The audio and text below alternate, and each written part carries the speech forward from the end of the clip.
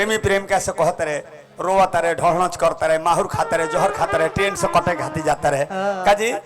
उनका ब्याह के दिन कहते रहे हम तोहरे द्वार पे आके गोली मार ले। प्रेमी के माने ई ना हो। अच्छा गा देता नहीं वो गा दे मुखिया जी दोनों गीत गा दे हम। अब देखी अब हेबरा एगो ऐसा मेहरारू बिया ट्रेन का पजरे ओकर घर बा जेते रहे स्टेशन का नियर है ओकर घर बा बलमुआ प्रदेश में मारे चिट्ठी में लिख के भेजले बड़े पोस्टकार्ड पर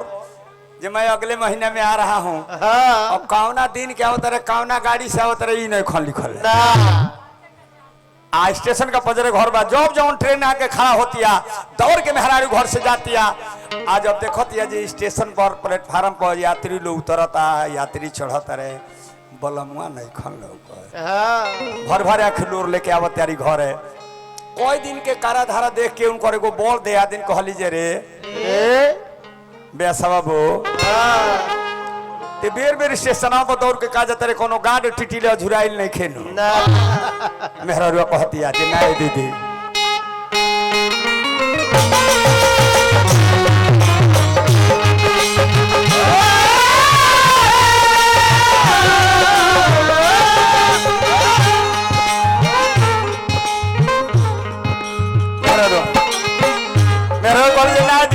बात नहीं सुना कहे जाता नहीं मेल पैसेंजर आके पीपी सिटी बजाएला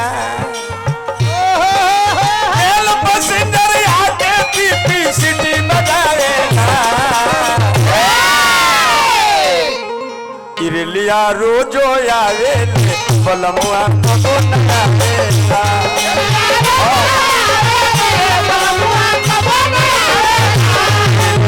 रोजो आवे बलमुआ कबो नया रेला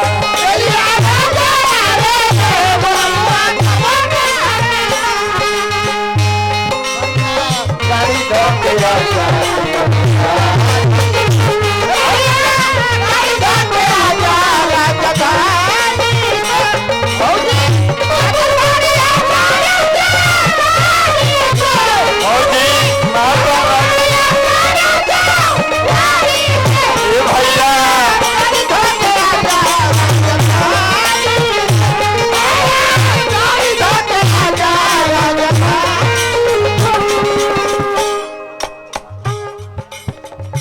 गांधी जी नेहरू कहते हो रही से ताकते हो जाता दुपहरिया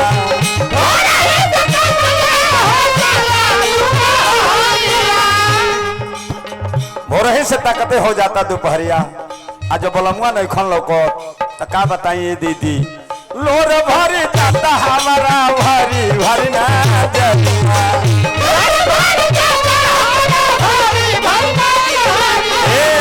लोर भरी जाता हमारा भरी भरी ना जलिया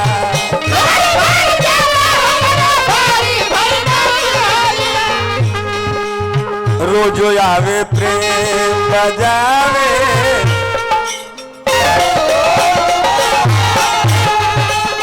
रोजो आवे प्रेम बजावे रोजो आवे प्रेम बजावे मने न भावेला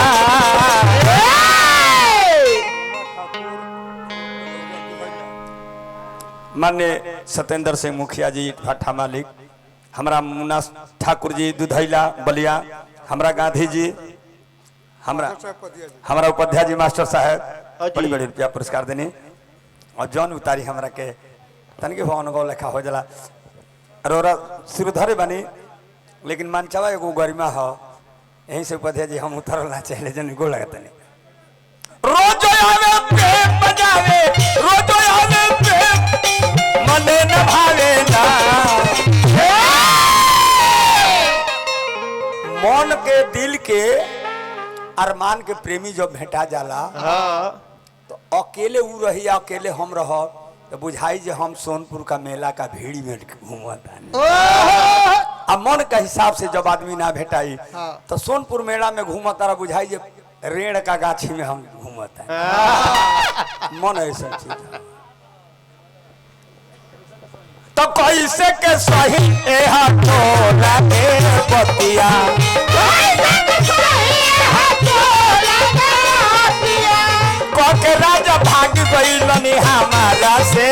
बतिया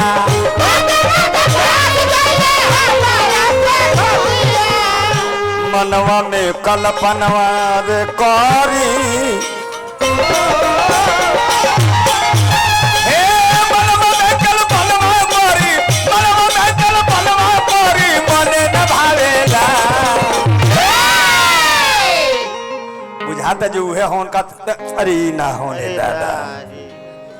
बुझाता जी है लास्ट में कहते रही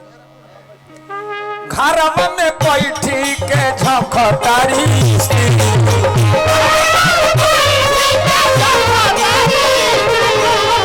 ना मनीषा ना ऑन धन सोना चांदी हीरा जवाहरात से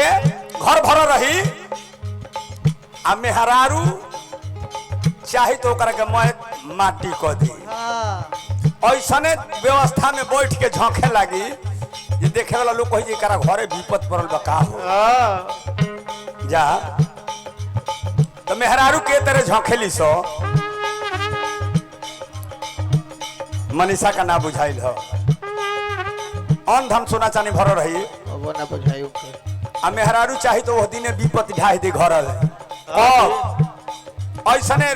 चेहरा बना के ऐसने एक्शन में बैठ जाई ये देखे वाला लोग कहे बुझाते जे घरे विपत्ति आ गइल बा हां जी घरवा में बैठे के झखतारी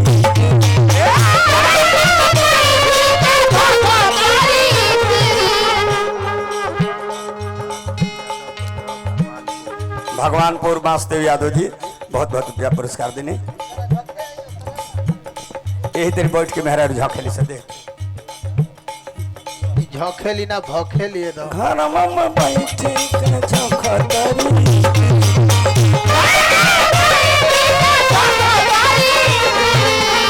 मानने न दई भइलन रजबू गई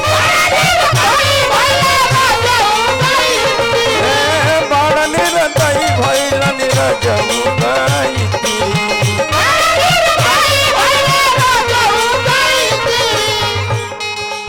भूल करे समीना थाला जे संगही भूल करे समीना थाला संगही भूल करे समीना थाला संगही गाना लगावेला मैं दुनिया का संपत्ति भरल बा आ मेहरारू आगन में बैठ के कपार पे हाथ दे के एगो हाथ से नोह से माटी कोने लगी नु तो बुझा जे यारी बाप रे बाप ही त विपत घर ही बोला ले लेबे भूल करे समीना थाला संगही गाना लगावे रेलिया रोजो आवेले बलमुआ कबो नया रेलिया आवेले बलमुआ कबो ना आवेला रेलिया रोजो आवेले बलमुआ कबो ना आवेला अना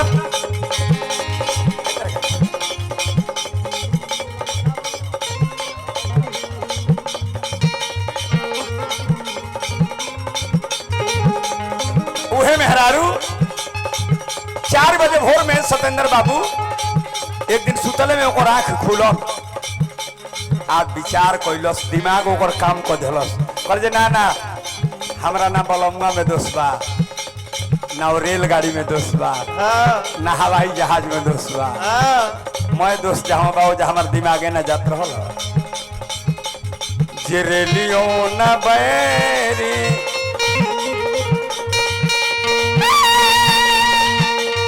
होना चाहो बैक पे धल यानी भाव में आओ भाव में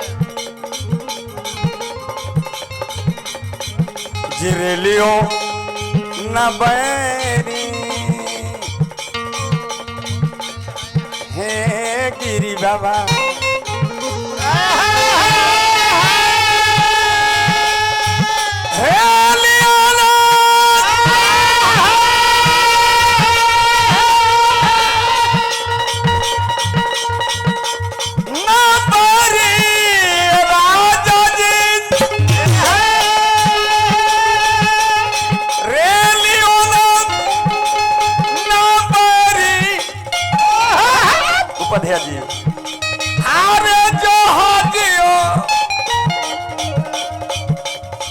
बैरिनु जी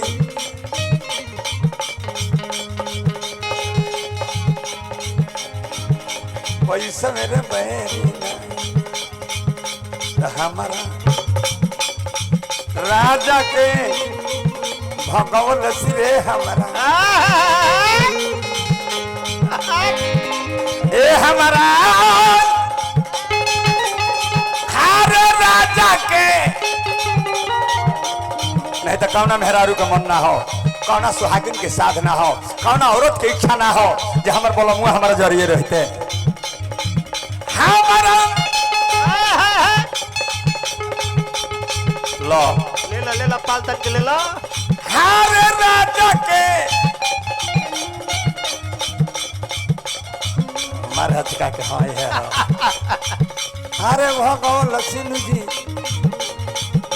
पैसे मेरे बैरी